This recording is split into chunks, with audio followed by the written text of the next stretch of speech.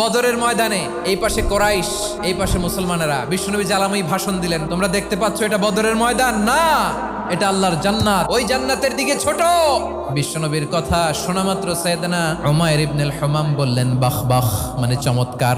বিশ্বনবী বললেন মা ইয়াহমিলুকা আলা কওলিকা বাখ বাখ ইয়া উমাইর, আমার এই কথা শুনে তুমি কেন বললা বাখ বাখ?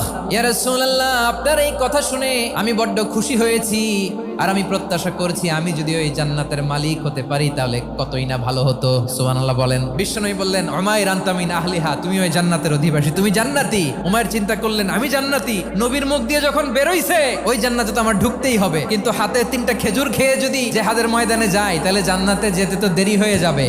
এই চিন্তা আসা মাত্রই খেজুর 3টাকে তিনি ছুঁড়ে মারলেন, তলোয়ার বের করে আল্লাহু আকবার বলে বদরের ময়দানে ঝাঁপিয়ে পড়লেন। আল্লাহর শত্রুদেরকে কচুকাটা করে এক পর্যায়ে শাহাদাতের সুধা পেয়ে নিজেও জান্নাতি হয়ে গেলেন। পড়েন সুবহানাল্লাহ।